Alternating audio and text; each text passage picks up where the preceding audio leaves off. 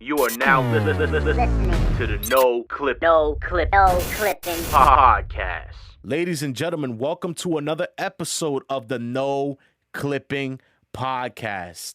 I am one of your hosts by the name of Juan the Engineer, and I am here with your boy Ace, also known as Dre the Engineer on Instagram. Go follow me. We're not joined here by Stacks today. Stacks is Our on. boy Stacks is Yeah. out right now. He continue. He handling his business, but he will be here. Yeah, he will be here. We just decided to do a podcast episode today and give a little knowledge out there for all upcoming audio engineers or producers who are looking to get into the music industry. And I know it's kind of hard to try to get some type of knowledge in recording, mixing, mastering, whether it's even mic placements or arrangements or so forth. You know what I mean? So what we're going to do here in this process on today's episode of the No Clipping podcast, we are here to give you that guide.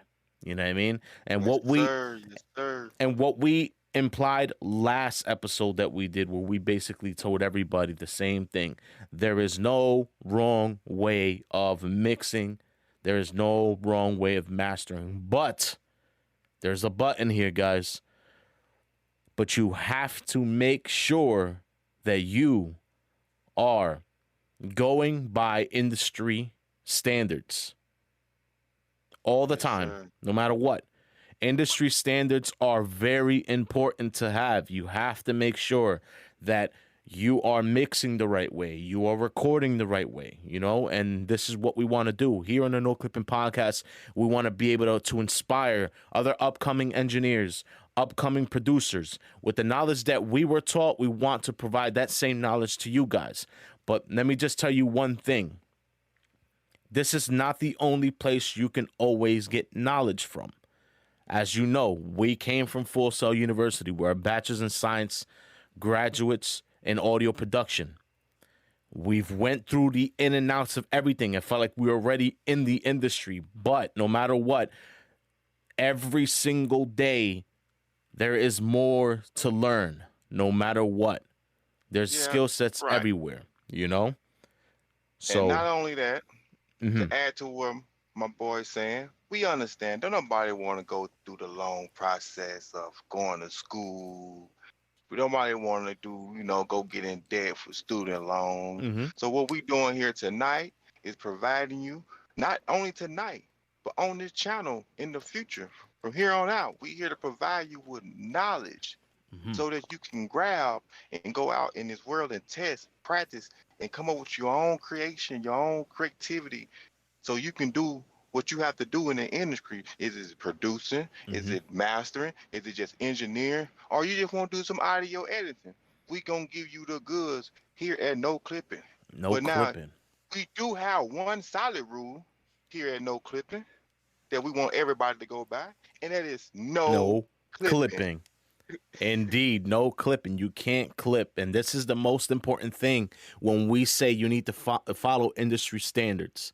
This is why, and you're going to learn this on the No Clipping podcast. You're going to learn why you can't be clipping when it comes to vocals. You can't be clipping when it comes to mixing and mastering. You know what I mean? Like all that. You know what I mean? So you want to make sure that you keep the industry standards put in place, no matter what.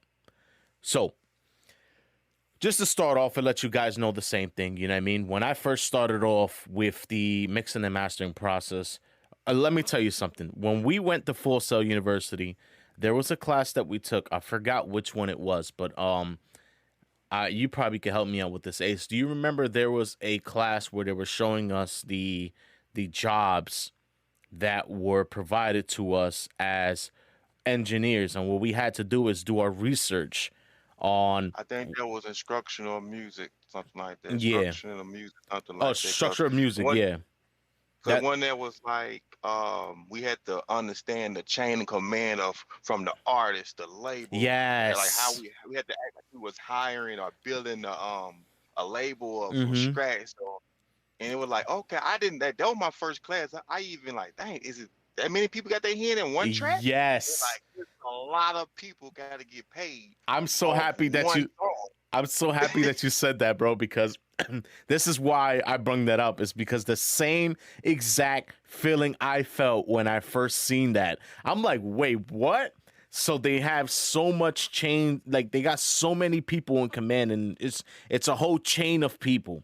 You have like at least Right. 4 to 5 different producers. You have 4 to 5 different engineers. You have 3 different songwriters. You have the artist, and you have another artist, and it was just so insane on how the way record labels work and the way they have so many people infused in one track. And when you go ahead and look at the credits, and this is something I've never seen before, because I would always just listen to a track and don't mind anything, but as soon as I started hearing about so many people in the chain, they told us to go look at Spotify, and I Right. think when you see the actual credits of the song, you can see the people who were part of that song. So normally, man, And it's a lot of yes, people. and A lot of people. and I'm sorry, guys, if it probably might, disappoint you, because honestly, at this point, there were certain times when I would look at credits and it'll disappoint me to know that the artist wasn't the one who wrote the track. It was somebody else. They just performed it. It hurts, but in the long run, it makes things more adventurous to have a bunch of people in command. And think about it, guys. These are tracks that didn't come out just right there on time. It took Right. years for those tracks to come out. There'll be a track that was recorded today, and you won't even hear it till 2025. That's how crazy Right. it is. But that's the reason. That's the reason being for this engineering process, for producing process. You know what I mean? This is what the industry is about. It's creating with each other and not being in so much of a rush to drop a track. You know? And it might be confusing. Like, hey, man, what are they talking about? I should, because I used to think the same thing. Oh, we give an artist a beat, they take it to the studio, record it, the engineer do a job, and they release it. Yeah. But that class shines so much light. Like, no, it ain't that simple, because you got executive producer, you got the head producer, you got the executive engineer, you got then a mastering sec, then you got to get cleared with the label. So it's a long process. Like one was sitting here saying, it's like it might take 2 years to release one album. We sitting here thinking that the artist recording this the same year, but they probably recorded it last year sometime or 2 years from there. It just take a long process to make one song. It ain't all about recording it. So like the artist might know he might be ready to go in recording. He might record the song. Okay, now it gotta get cleaned up by the engineer. It gotta get mastered. Then they gotta go through so many chains to get cleared. Credit sheets gotta be written out. Everybody gotta see who's gonna get their cut. The label sitting here saying, "No, wait a minute, we're not ready to release it right now because they might have another artist on the label doing good, and this album right here might kill the other artist shine." So that put that artist in the backside of things to get a release. So it's like everybody want to be the artist, or want to be a rapper, or want to be engineers, and you have to get in your head like it's not just going to be you working with you. It might be 10 other people doing the same job you doing right beside you, working on the same track. That's why most people nowadays want to go independent. But even independent, you're gonna have to hire somebody to do these things because you're only one person. If you're the artist, you might not know how to produce the track, engineer the track, master the track. So they're gonna be more money spent out of your pocket trying to go independent to keep some of the label from, know what I'm saying, taking over most of the money. So we gotta be real mindful of how we want to approach this industry. And sorry to cut you off there, Ace. And also, just to point out too, I understand everybody loves to wear all the hats. You know what I mean? Recording artist, audio engineer, producer, you know what I mean? Marketer.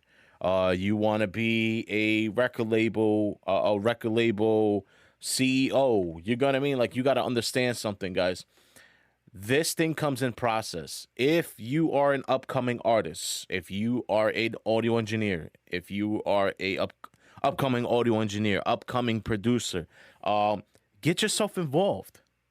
Get yourself involved in projects, regardless of it. I understand everybody is willing to get paid in this industry, but let me tell you something. If nobody knows who you are, you will not get paid.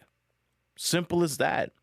Yes, you Right. might fall. Yes, you might fall along the lines of somebody new. You know what I mean? And he comes through with everything else. Get involved in these projects. You know what I mean? Of course, get your Right. paperwork right. You know what I mean? Number one, get your paperwork right when it comes to producing beats, when it comes to actually getting credit for a song. Get your paperwork right, but get yourself involved. And this is something that I learned from big shout outs to Alchemist, man. You know what I mean? Ever since that mastering class that my man Ace, got me for my birthday and shit. Um Ever since that class that I've been taking so far, all I have been doing is basically learning newer things every single time, and I'm getting better and better at what I do in producing. When it comes to engineering, when it comes to anything whatsoever, I'm getting better. Um, That's another thing. Don't be afraid to go seek knowledge from other people yeah. that have made it. It courses out here that y'all can get into, and if it's something that you want to learn, Mm-hmm. why not go and invest in something that you want to like you want to sit here and learn. It might tell you something. Of course, they're gonna tell you something you don't know. They're gonna learn something in there, of course. And it beats going and paying, going to college, paying a full degree, and so these courses out here, just take them if you're interested, Mm-hmm. and especially Alchemist is my boy. Mm-hmm. That's just he a fan of Alchemist, so Yeah. of Yeah. course he gonna understand him better. Like, so find someone out here that you can understand, and if they got a course that you can buy, get the course. Because right, sitting still and wanting to learn is not gonna get you nowhere. And you So you know, gotta move forward to try to learn grab anything. Yep. knowledge. Like, Mm-hmm. to learn, you gotta move forward. We gotta strive, because sitting still got you where you at now, Indeed. nowhere. And So you gotta move forward. the good thing that you brung that up to, Ace, is because we're gonna save that for another show, because I would love to talk about it. I definitely got something in mind. I love the fact that you bring that up, because I have something in mind, and it's about a book that I wrote. Yeah, I'm gonna write it down. I'm gonna write it down. It's about a book that Write it down. it's a book that I read, and I want to be able to share that with everybody. Because it have a lot of very interesting information in there. So we'll save that for later on. But indeed, yes, indeed, I got some knowledge from Alchemist, right? And Alchemist basically also gave us a story on how he was brought up in the game, and mainly more Alchemist was the type of person would just he made beats, of course, he had to get his paperwork right. But the problem is with this is that, well, the main thing about this is that no matter what, Alchemist always got himself involved in projects. And Right. that's what got me to work with Big Pep. You know what I mean? That's what got me to work with other artists right now that I won't mention right now, because those are future projects in the long run for the engineers. You know what I mean? So down the line, you know what I mean, we are working toward that, man. And it's like, you want to be able to get yourself involved. The money is gonna come, man. At this point, you're gonna be broke, bro. But this is the industry. This is the way it works. You know what I mean? No matter what it is, just get yourself involved. Go into these networking parties or open mics, you know what I mean? Get your name out there. Let people know what's up. You know what I mean? And if you catch a vibe of a good person, a good artist, someone that you can actually really create something for, get yourself involved in the group. You know what I mean? Get yourself involved in there. Make those beats. Get your name out. Let these people know who you are as a producer, audio engineer, recording artist, mastering engineer, recording engineer. You know what I mean? Anything you do. This is the industry. This is what you need to do. You need to get yourself out there. So, And try not to stress yourself over blowing up overnight. It's not it's yeah. it's not the industry to blow up overnight. Everybody ain't got that one hit wonder that might blow up overnight. But you can have one. I'm not saying you can't have one, But when you putting your stuff out there, don't feel discouraged because it's not doing the numbers you wanted to do. Because you have to build yourself a rep. You got don't Mhm. nobody know you. You gotta think about it. You putting the music on YouTube. Don't nobody know you. Mhm. You gotta make that pulse. Mhm. Pulse. Like you got to build your own pulse so people can know you. And then putting one song out there and say, "Oh, I'm gonna see what it do," and it don't do nothing. You gotta keep feeding your work out there. Something gonna catch. Mhm. Not everything is not gonna catch, but something gonna catch if you mess around and stick to it and keep putting your music out there and build a catalog. Like Mhm. so when somebody hear that one song that they like from you, they want to go back and say, let me see what else he got going on. If he Mhm. got up with one song up there, they're gonna say, oh, it's just one hit one. Oh, he not serious. Because Yeah. you only got one song to show work. Like, Mhm. no, get a catalog and feed the world what you can do. Like Mhm. people gonna want to hear you. Everybody have a fan base. I believe that everyone have a fan base. Yep. It's just up to the artist, the engineer, the producer to get your fan base attention. Like you're gonna have to get their attention some type of way, and then not sitting around putting one song out and say, "I hope it blow." Everyone can't do it. Everyone is not Michael Jackson. Right. Right. Everyone is not. Everybody is not. Hey, if you can do that, hey, hey, you good. But it can happen, but you Mhm. gotta be more realistic out here, bro. People won't even then. Somebody gonna want to hear some other work from you, even though that song blow up. Someone gonna want to hear something else from you. They want to hear work, like what you've been doing other than this song. All right, do you have anything else we can hear? They just Mhm. don't want to hear this song. They want to see can you do it more than one time. Yeah. Indeed. These labels not gonna want. All right, we hear that song, but can you do it again? Mhm. Because some people only can do one song and can't do it on another song. They sound like, all right, what happened on the Mhm. next song? So if you can sit here and deliver work to the world, feeding the world your work, and they hear, oh, he doing this on this track, that track, that track. Let me hear what he got going on. They're gonna go down your catalog, Mhm. and then the song that you put out the first time didn't get no views or nobody ain't like, they gonna like it now Yep. because now they say, oh man, it's cold. Oh man, I'm going to look at all the other stuff. And then the more people looking and more people is hearing you, they gonna be sharing. Oh, man, you ain't heard it? You heard about this guy? This guy cold. He from so and so place, and they gonna be sharing your work themselves. They're gonna be using it in video. They're gonna be using it on TikTok. Mhm. But you're gonna have to give the world something to listen to. They don't want to just listen to one thing And that's because what that alchemist thing is about too. Is he was brought up to that. People were people were introducing him. You know what I mean? As in, yo, he's right, a cool person. You know what I mean? And down the line, people started hearing his work, and that's what it comes down to. Look, man, me, Juan the engineer on Instagram. Um, on my Instagram page, on my TikTok page, Juan the engineer on TikTok.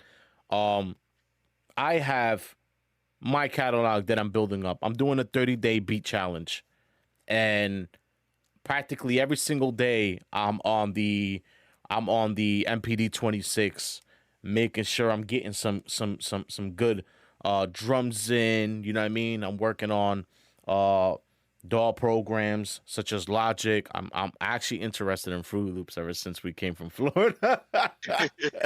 So I'm probably gonna end up getting that as well.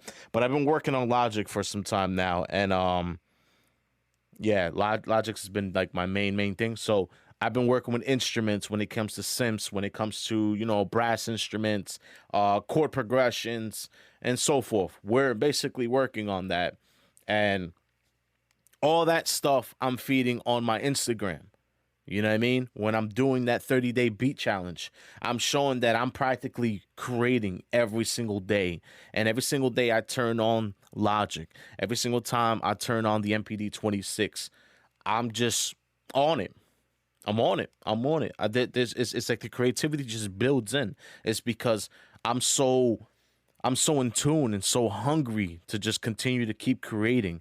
And then I have artists who are commenting underneath these beats and saying, man, yo, we got to work on an EP. Yo, man, we got to work on this project. People hitting me up through DMs asking me that they want to work. You know what I mean? It's like I'm going to get myself involved in these things because these guys have some type of buzz, especially in my city. You know what I mean? So it's like if I get that artist to record in Bay City Studios. Um, and they work along with me while I produce the tracks, I engineer the tracks. That's a good look for me, so that way I can get my name out. You know what I mean? Right, right, Uh, right. Money wise, I'm not too big on the money at this point, man. It is what it is. I can handle my money situation later on, but at this point, I'd rather get the name out more than trying to get some type of bread that's not gonna last me some time. You know what I mean? It's always good to have a permanent client than a client that's just gonna be there for the day and be out. You get Yeah, what I and mean? add on that, well, the engineers, no clipping Hmm. engineers, Juan Stacks and myself. In the future, we is putting a project together. We But will be coming to a lucky artist city to do a full project with them for the free. woo, I can't For wait, the yo. free, I can't wait for it. producing, engineer, and mastering. So we gonna have that set up for anyone that want to do it. Like we gotta pick someone because Kobe can't be in three different places at one time. Hmm. But we will be coming near someone and doing the whole project, but you have to be serious. Hmm. Like we're Yeah. not coming to playing around, so and we're gonna teach you from the start to the finish, from copywriting and getting everything discroed out. So Hmm. if that's something someone want to get, maybe why not, bro? Get contact the engineers, bro. But we're gonna have that later on down the line, for people can grab the information. We will be Hmm. broadcasting. We will be putting it on all social media sites. But that's in the making. That's in the So making. And that's I in the making. We will be giving a lucky artist that want to get make a EP or an album. They don't have the money to, or don't have the studio to do it. We will come to you, and we will make that happen for you for the free. indeed That's what we doing. we'll have a promo up as soon as possible. You know what I mean? We're actually thinking of maybe blueprinting this whole thing by all the way till the end of this year, and we'll have something already set up and ready for you guys in 2023. So you already heard this right now on the No Clipping podcast. This is something we're gonna be doing, and it's gonna be phenomenal. And I can't wait to work with anybody right now. I can't work to wait. Right. I can't wait to work with you guys. You know what I mean? Like for real. Like that's something we're gonna bring to in somebody's city. We're not gonna stop in one city. We gonna do multiple artists that want to Mm-hmm. blow. It's y'all because we understand the struggle. Everybody can't pay 40 to 50 to whatever these studios charging nowadays Mm-hmm. to get in that studio and record and pay the engineer, pay the master engineer, then got pay the lawyer for the legal fees to get the music copyrighted. And Yup. so we gonna do this from the front end to the back end for a lucky artist, not just one. We're gonna be doing this from here on out, here like throughout the year. Yeah. Ever So since that whole vacation in Florida, that's all I've been thinking about. I've passed the thing down to Dre, the engineer. I told him, "Hey, look, man, we got to do this, bro. I love the idea. I love the fact that we was able to like, uh, you heard it in the other in the other No Clipping podcast episode where we were talking about how we were in a hotel room making beats. You know what I mean? 12 beats down like it was nothing, guys. 3 in the morning until on beat number 6 on one of my beats, I ended up creating some wild shit because I was lit. I'm gonna just be real honest with you. I was lit, bro. But and what not happened? not only that, my guy ears was we were Yeah, we detuned, were bro. shot at that Our point. ear Yeah. our ears was gone. Like that's one thing about engineers. Once our ears get tired, Mm-hmm. we not gonna hear anything right. Nothing. I'm sitting in that room like, bro, it's two certified engineers in this room, and we cannot get this one song synced on Ye- tempo. Something Yeah. is wrong. Something is wrong. Ain't no way. It's no as I said, bro. It's time to stop, bro. It's time to stop. It's we over. we took a And walk outside and it's as soon as we came back up, we still couldn't get it right. and that's the thing about anybody that want to be a audio engineer. Once your ears get shot, it's pretty it's much over for the it's day. over for the And day. you have to take breaks in between mixing Mm-hmm. because once you give your ears time to rest, a break from all the frequency going through your eardrums, Mm-hmm. you're gonna go back and hear that song totally different than what you heard it before you took the break. Mm-hmm. And that would be a good thing. If it sounds good to you when you come back to it, hey, you on the right track. If it sounds like you need to tweak something, Mm-hmm. I tweak it. But you have to give your ears a break. You cannot mix a whole song from start to finish and don't Mm. give your ears not one break before you submit it to the client. Like I wouldn't submit nothing to the client before taking a break and come back listening to it one last time to make Mm-hmm. sure that it sounds correctly or everything is level. That's not being a professional engineer. Just twisting knobs, thinking it sound right, and submitting it without checking your work. You I have did. to check their work. Yeah, I did have a couple of sessions that I had before. And this is practically in school when they gave us sessions to work on. I always told myself and gave myself time because we spoke about this before. Time management is everything. Um, I gave myself some time to mix a track down, make sure it's good. You know what I mean, and then I'll look at the time frame of when I have to have this deadline for this track to be submitted. What I do is I take one day to mix it up, the first mix, you know what I mean? Get a good first mix going in. And even if I just took 2 to 3 hours just to do it, it's okay. You know what I mean? I'll even I put a limit. Always time yourself, man. Don't just go in it and think like, me, I'm used to it. So that's why I always cut down where I have to cut down. So Right, right, you'll cut down at a certain spot and then you'll know, all right, yo, I'm gonna give it rest. So that's what I do. I gave it rest before deadline, and I always do it every single day. The last day that I'm about to submit and I'm already good, like let's say it's a Saturday, and Saturday it's like, all right, I got the whole mix done. It sounds good as hell and everything. You know how I am, Ace. I never submit the first day. I always wait nope, till the last day so I could take my final listen, make my final adjustments, and then submit. That is what you call breaks in right, between.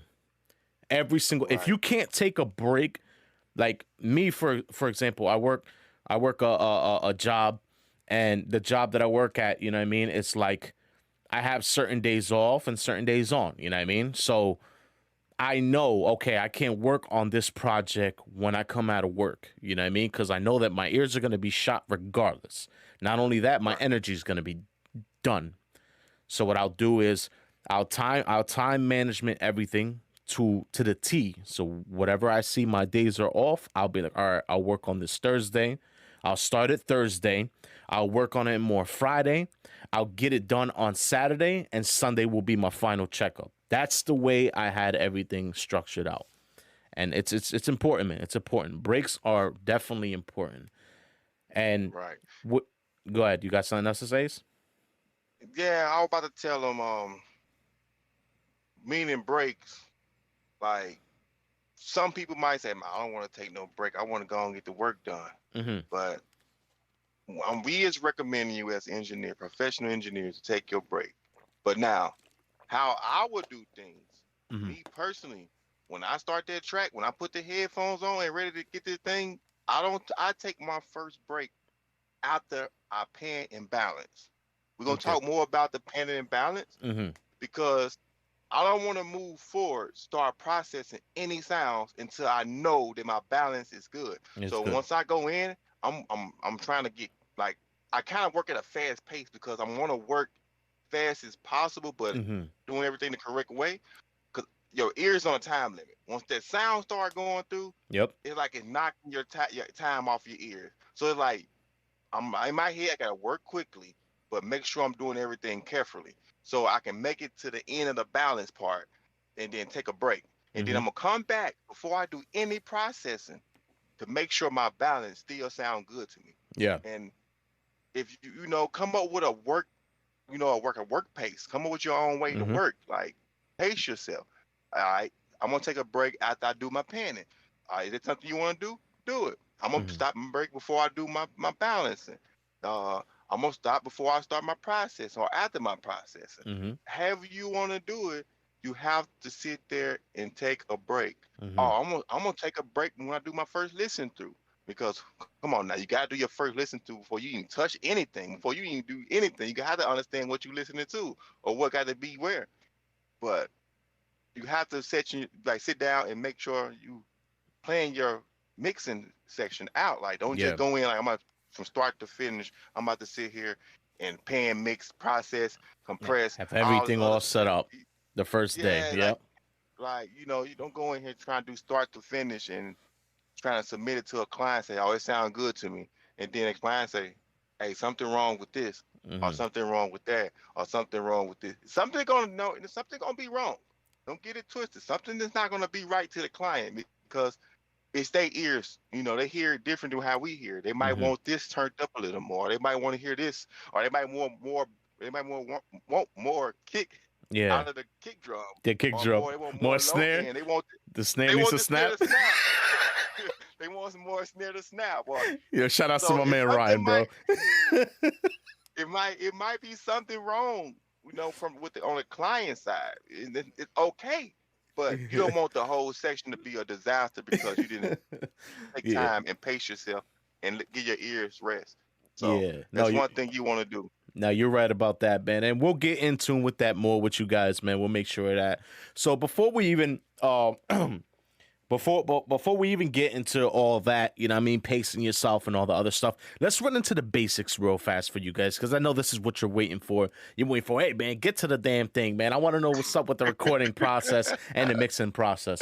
So we're just gonna leave you with two basics. The two basics: session setup, man.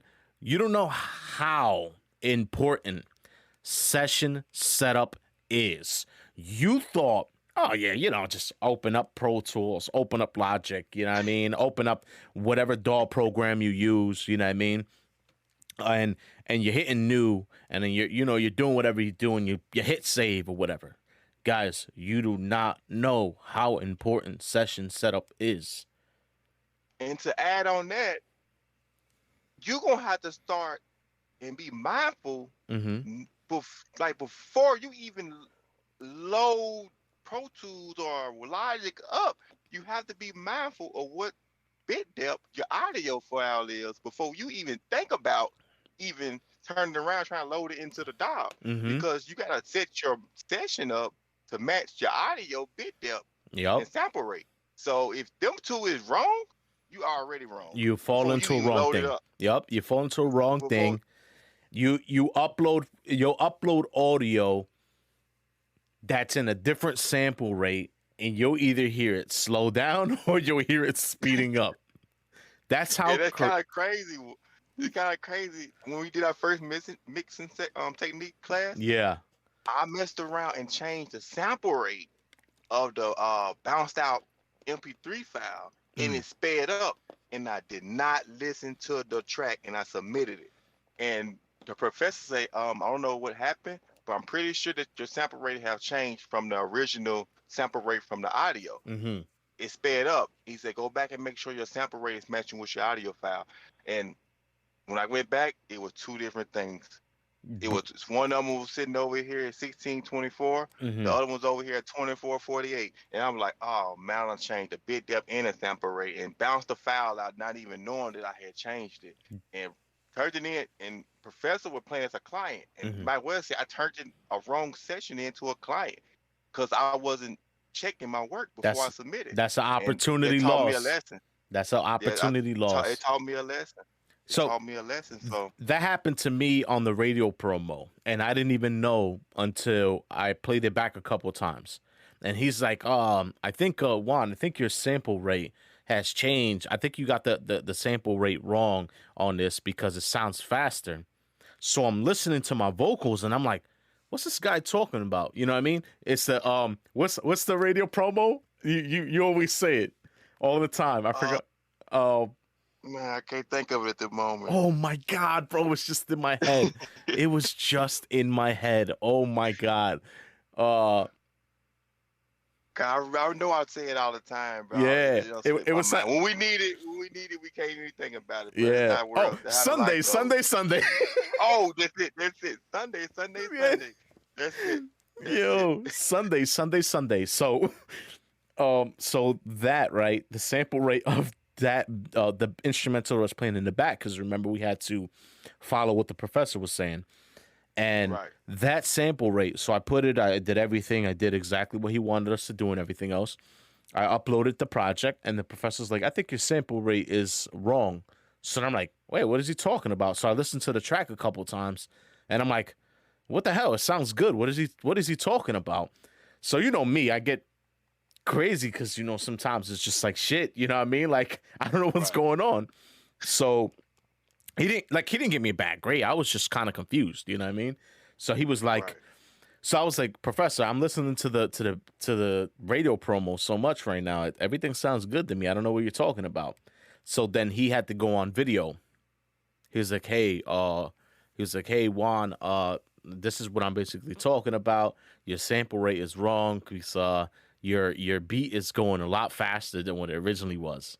So I'm like, okay. So he plays the video and he plays the track, and I'm like, oh my God. Those type of things, and this is what I always tell Ace, I always tell Stacks the same thing. Small things in a project count a lot more than anything that's bigger in the project. Right. The fact about that is because you could try to be as perfect as you want with the whole session set up, with everything you have. And if you have that little minor thing that messes up, like the radio promo thing and the thing that happened with Ace as well, those type of things matter a lot. Because you remember, you in this type of field, you need to be detailed, bro. You know what I mean? Right. Remember, you're dealing with somebody's vision. And if Somebody personal craft and if art, yeah. and we're gonna talk about save as later. You know what I mean? Because we need to talk about save as. We need to talk about checking the audio files. We're gonna talk about the X mark on the ad clips. The X mark on the ad clips. You never add clips. You do something else instead of add clips. You know what I mean? We're going to get into this in depth with you guys. But let me just say, like I said, session setup is very important. All right? And It's very important. they probably want like, well, how do I understand? Where do I get the information to find out what's the audio file set up as? Well, we will give you that. Right click the audio file that you're gonna load up, Mm-hmm. go to detail, and they're gonna have it in the description, Mm-hmm. whatever bit depth and sample rate it is. And you take that when you open your session and you setting your session up, you set it at the same thing as you see the audio file that you have, Yep. and that will keep your session in line with the audio file and on inside the section, so it won't be all crazy speeding up because you're not gonna notice it. Mm-mm. Everything gonna play good while you mixing it Mhm. until you ready to export it from the DAW. And let me just throw That's this out when it there. gonna get screwed. Let me just throw this out there too for session setup as well. Just to let you guys know, your interface carries up to 48 sample rates, right? If you are at 48, you can always move in reverse. But if you're at 44, you can't move up. So remember that, guys. You know what I mean? You can go ahead, open up your sample rate at 48 kilohertz. It's fine. Boom. Do what you got to do. You know what I mean? But I'm telling you right now, if you send that session over to another engineer who only does things at 44 kilohertz of sample rate, how's he going to move forward from that when you're the one who made a session at 48? You get what I mean? So make sure so I'm gonna just tell you my process with session setup. With session setup, I'm always going 48. The only reason why is because it's the highest. You get what I mean? That's the highest, and if I ever have to, I'll move in reverse at 44. It's totally fine. You get what I mean? But there are certain sessions that you have to stay in sample rate. You don't want to always swap them around. You get what I mean? And this comes up to beat makers, producers. You know what I mean? Because producers could be producing a beat at 44 kilohertz. You know what I mean? And once you upload the session, it'll tell you if you want to change that 44 to 48, and you come to find out that it stretches the audio out or it slows it down. You get what I mean? Then you have a problem because after that, you have the beat sounding a lot different than what it is. You know? But just like Ace said, check the file. Check the file. Check the details, bro. It don't hurt. Check the details. See what sample rate is that audio file, and then that's how you'll end up being able to set the right session for your session that you have, you know? And another thing I will say for session setup, make sure you're saving your session in the right places. You know what I mean? Because that is a very, very, very important thing. You have to be able to set up your session in a way where you know where it's going to be at. You know what I mean? If you don't have it in a certain spot that you want it, you'll lose it. You'll never find it. And that's what happened with me when I sampled I forgot what track that was. I forgot. It was a Big Pun track. And there was a class that we had to get all the stems for that thing, and to just switch up the beat using different types of instruments.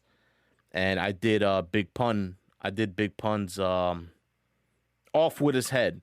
There you go, Off With His Head. That beat. I ended up using different instruments to create something different. I can never find that session. Ever.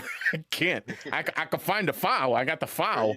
But if I want to change it. You deleted it, bro. I probably did, honestly. You deleted it at this point. Honestly, at this point, I feel like I did. I am not going to lie to you. I feel like I did. And then we'll run into the second thing here for the record. Like I said, this is only basics, guys. We're only hitting you with the basics at this point. Let's talk a little bit about microphone placement.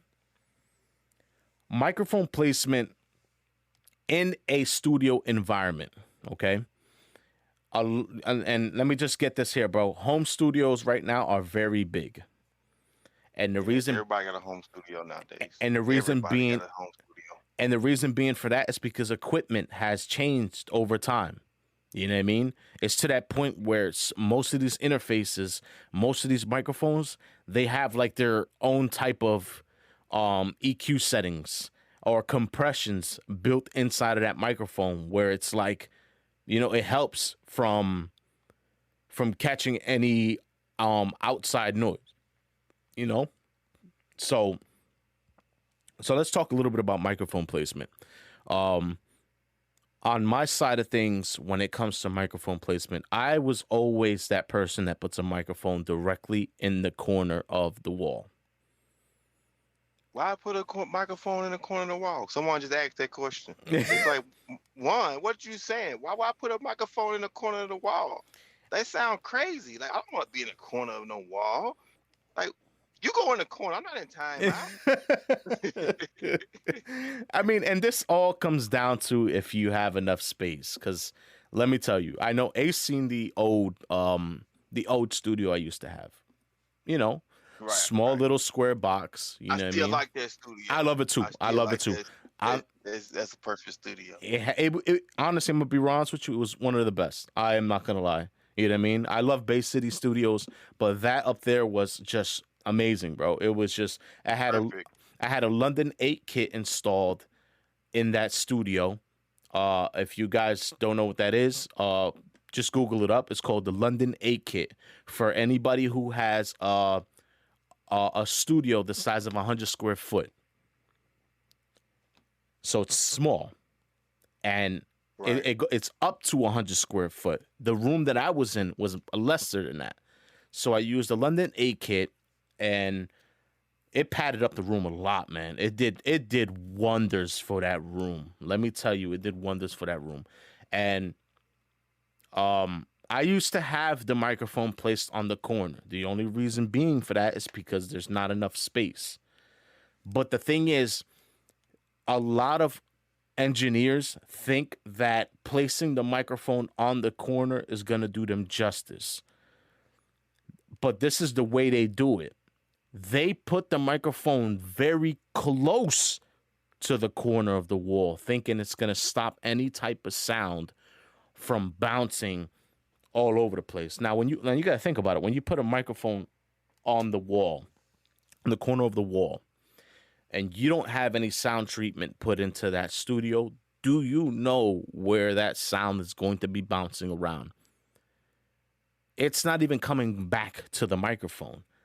That sound is bouncing all over the damn walls of the studio and doesn't even know where to go anymore at this point. You get what I mean? Like a stray bullet flying around. Picture a stray bullet just flying around the room. Beep, beep, beep, Yeah, like the cartoons and shit. That's how the sound is moving off the walls, and people like, sound move like that? Like, Yeah. yeah, sound move like that. And your engineer gonna hear when he listens to that track Mm-hmm. that your room was not treated. You must try to do some type of room treatment or get something that can cover the mic that have treatment, keep that sound or outside sound from hitting that mic again. Chaotica Ball. I don't know if everybody's been heard of that. Right. Make sure you guys go ahead and look that up as well. Chaotica Ball. I brought a Chaotica Ball, and I didn't need it. I didn't even need it, but I brought it anyway because I wanted to see what was the big deal about it. But the Chaotica Ball really helps out a lot. But let me tell you something. Like the Chaotica Ball, it like when you put it on, depends on what type of microphone you use too. I'm using the AKG C214. But at that time, I think I was using the MXL 990 at the time. And I put that Chaotica Ball on the MXL 990 or I put it on the AKG. Now, some of these microphones don't need that. That's the situation. You know what I mean? I honestly believe that the AKG C214 doesn't need that because I feel like the microphone already gives you that nitty grittiness that you're looking for. You know what I mean? Right. Adding what is this ball? What is this ball? What is this ball? For everybody the want to understand the ball, it's just a foam little ball. Mm-hmm. The foam look like the foam shape. It's foam, Mm-hmm. and it go over the mic, and it cover up the mic. So when you rap it or speak it into the mic, Mm-hmm. the sound is trapped. So we're only hearing the vocal that you speaking into the mic. Just Yep. a little foam, little piece shaped like a ball, covering the mic up so that nothing else can hit the mic but the vocals that speak it into the mic. Mm-hmm. That's Indeed. for people that want to break it down and get it understand what is this chaotic ball he talking of. And also too on top of that, just to let you know, it creates a lot of mid. Oh my God, it creates a lot of mid, bro. You don't understand. The Chaotica Ball does that, and it was doing that to me. Doing to the fact is because that studio that was upstairs was already well padded up, especially using the London 8 kit. You know what I mean? I didn't need more padding at that point. I felt the Chaotica Ball was going to be good, but at that point, when I was recording artists and I was even recording some of my tracks, I started realizing how much mid was inside of the vocals that I was recording. So use the Chaotica Ball just for if you don't have a well padded room, you know what I mean, or something like that. So now, like I said, microphone placement on the corner of you all right? Microphone placement on the corner of the wall. Don't place it all the way to the corner, guys. Leave it a little bit away from the wall. Leave it a little bit away from the wall. If you're gonna record somebody, leave it a little bit away from the wall. And if you could, try to get one. Try to get one of those. I don't know what it's called. I forgot what it was called. It's like a little platform that goes on the backside of the. Like a reflection shield. Yeah, I have a reflection shield on one of my stands there. So try to get one of those.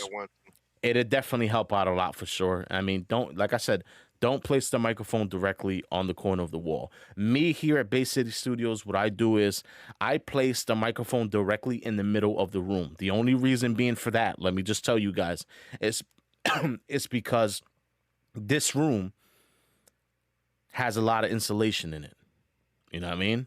So all that sound that's trying to travel out can't travel out. But what I will say is this. I do have to put sound panels in the studio room. But tracks have been coming out lovely due to the fact that, like I said, the microphone that you chooses is what gives you the sound that you're looking for. You know? Right. Truth be told, produced by Juan the Engineer. Big Pep. Very big, nice track on SoundCloud. You guys can check it out. Juan the Engineer on Instagram. Click the link in my bio, and it'll take you over to the SoundCloud where I have Big Pep's track at. We recorded that here at Bay City Studios, and I put it directly in the middle, And the reason being for that is because of how well padded this room is. You know, podcasting, the same exact thing. When there's podcasting here right now, I'm doing this podcast directly in Bay City Studios right now. I'm inside of the booth and I'm recording this with you guys right now. But why does my vocal sound so good? It's because of the microphone I chose. You feel what I'm saying? Right, right. So so microphone placement can be anything, but it all depends on how the room is treated, where you put the microphone, where you think it's going to be really good, where sound doesn't travel all over the place, and get yourself a London 8K. If you guys have a little small booth or a little small studio space, get yourself a London 8K. I tell you right now, it's going to make a big difference. A big difference. Or if you don't, you don't want to go to the more cheaper route. You don't want to spend the money. Get yourself some foam. Get yourself something that sound do not bounce off of. Get you something that when sound hit the floor, like it just drop. It don't want to bounce nowhere. It just drop. That and pad everything up around your space that you're going to be recording in. Like some people use cloth and covering their whole mic up. They just make themselves a little booth with cloth and cover and sheets and stuff. Anything that can stop that sound from bouncing off walls and bouncing around, get yourself that. And that will also work. You don't have to just go spend all this ridiculous amount of money for a kit if you don't have it. But if you have it, get yourself the kit. Like we would recommend that kit over anything because it's already it's already there. Like all you gotta do is hang it up and put it in certain places. Of your room. I believe it's if I'm not mistaken, I believe it's $100. If I'm not mistaken, it's a well invested, it's a well invested acoustic panels, man. I really thought it was gonna be crap, but ever since I installed it, and look at the reviews on YouTube, don't look at the negative reviews, bro. Like, in all honesty, at this point, you have to try it in order to see what we're talking about. And me, on the other hand, like I said, I train my ears, so I already know what sounds good or what sounds bad. You know what I mean? So do that. Don't be scared to invest. Don't be scared to invest in the equipment that will make your sound better. Like that's part of the process. You have to invest in yourself. And to get where you're going. Like there's nothing wrong with investing in certain things that that you think they're gonna make your sound better. Like get it. If you think it's gonna make you sound better than what you sound now, get it. Don't be afraid to do it. Don't just do it because you see other people with it now. Yeah. Understand what it's doing before you buy it. Don't just do it. I want to do it because I want to look professional. Yeah. Well, no, that's not always the case. Like, that was my case in the beginning. That was my case. Look professional, and you just buying a lot of gear. You don't know what it does. Like, no, don't do that. Don't just waste your money like that. Understand what it do before you buy it. Don't just go around wasting money because you want to look professional. Do your research. Look professional when you start producing professional work. That's how you're gonna look professional. That's the number one way you're gonna look professional, not buying, because nobody really care how you look when you're doing the work. As long as you can get the job done and it sound professionally, that's all they care about. Indeed. But they don't really care about how you look when you get in it. They're not looking at you. They're not saying, "Oh yeah, he look like he doing what he doing." Sometimes it's okay to look professional in certain situations, like meetings and stuff like that, going out, sponsoring yourself.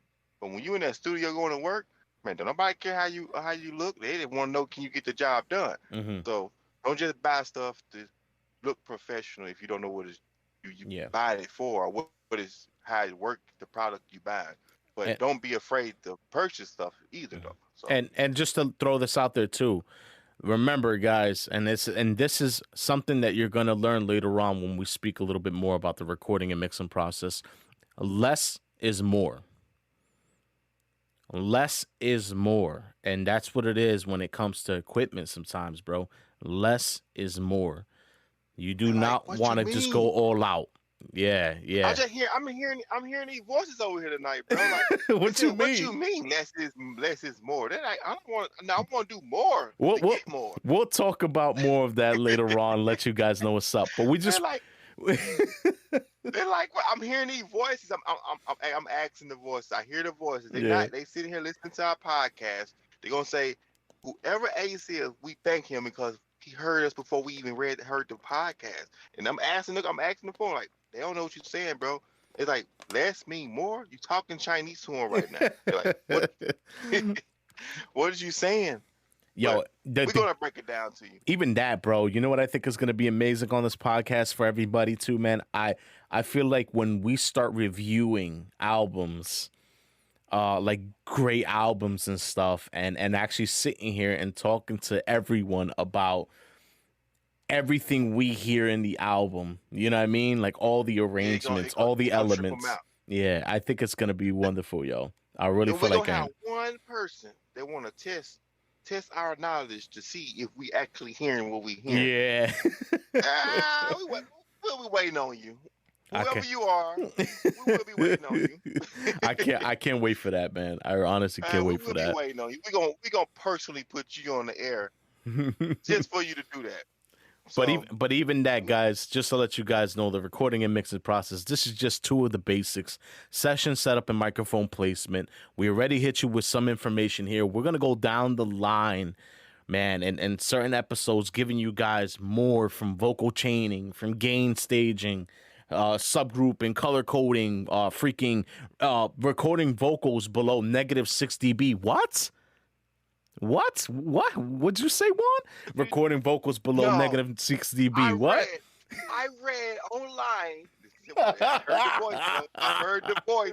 I read online that you're supposed to record your vocals around -6 dB. You are not going to tell me otherwise. I heard the voice. They don't understand it. And there's a reason for that. There's a reason for that. But let me tell you, whoever it is out there about this yelling at you right now, Warren. Everyone have their own way of recording vocals. Yeah. Mm-hmm. You see what I'm saying? We're not saying that you're wrong. We just giving you our tips. Industry standards. Right. Like we just giving you what we do. We're not saying you totally wrong. You know, we're not saying you're wrong. We don't know how you record. Only way you go wrong is you clipping. Mm-hmm. Because we don't do no clipping over here. We do no clipping here. No clipping at the No Clipping podcast. So if you recording and you clipping, yeah. I would go to the extent to say if you're recording and you recording around -2 dB, you still clipping to me. You still clipping to me because what can we? We're gonna get into why you shouldn't do that. Yeah, we'll get into all that. We'll get into all that. But the guy that's yelling at you, Warren, is saying, I read online that around -6 dB is good. And you know what? You right. We want to show you or tell you reason why we saying under a -6. It is a minimum and there's a maximum. Yeah, so, and here's something that I will say, just to brush that off too. We're not trying to tell you not to record on, like, we're not trying to tell you that recording on -6 dB is bad. You know what I mean? But there's a process on why we do it below -6 dB, and that's where we're gonna wait for another episode to mention to you guys. So that way we'll go through that process, because that'll be the next episode. We're gonna be talking about recording vocals below -6 dB. We're gonna be talking about vocal chains, and we're gonna actually let's reverse that. We're gonna talk about recording vocals below -6 dB, and we're gonna talk about gain staging. Gain stage. Then we'll talk about vocal chains. Right. That's what we'll do. All right. So and to add on that, before you get off the subject about the -6, yeah, it is certain things depending on what you're doing. Mm-hmm. You do want to get close to a -6. When it comes down to like designing songs, I said designing songs, designing sounds, like gaming. You want to get close to that -6 because you don't want to have to do too much processing. Yeah. When it comes, because you're gonna have to do a ton of processing as it is. Yeah. You don't want to be sitting here fighting for levels, and you could have easily recorded at a -6 and got good levels on it. So it's certain things that you can be doing when it comes down to recording that you want to get close to a -6. Yeah. But we saying know what we saying. We saying vocals here. We ain't saying just recording in general. We just saying vocals. Yep. So it is certain things that you want to record close to that -6 because you don't want to be sitting here fighting for frequencies and fighting, and then you end up compressing, trying to make it louder. Then you compressing too much stuff that you don't want to compress because you didn't record high enough. So it's certain things that we can say that you do want to get close to that negative 6 dB. So Yeah. you're not totally wrong. No, That's you're not what not. we You're saying. not. No. And that's That's good. not what we saying. That's what I'm trying to say. Me being me, I am my recording process is I get below it or I get on top of negative 6 dB. But there's a reason being for that, and that's why I want to share. Right. I want to share it with you guys on the next episode of the No Clipping Podcast. Ladies and gentlemen, we are wrapping this up. Episode 3, baby. You already know. Me and the homeboy Dre the engineer, Juan the engineer. Thank you guys for tuning in. We're gonna hit you up with some more knowledge the next episode. I hope you understand the logic of session setup and microphone placement. Make sure you guys go ahead and follow me on Instagram at Juan the Engineer. You can go ahead and follow my man Ace as Dre the Engineer on Instagram. We will be having a lot more set up on the podcast. We're just starting off because we're still thinking about like freaking websites and all the other stuff, man. We got a lot to go, man. But as of now, we got a lot of stuff we about to kick y'all way, bro. Yeah. Just trust the process. Stick around, trust the process, and you're gonna be rewarded at the end of the day because we got nothing but knowledge to feed you. Mm-hmm. So just stay trust the tuned, guys. process. Stay tuned. Thank you for everybody who's been listening on Spotify. We've been looking at the analytics. I love you all. Thank you guys for listening on Spotify.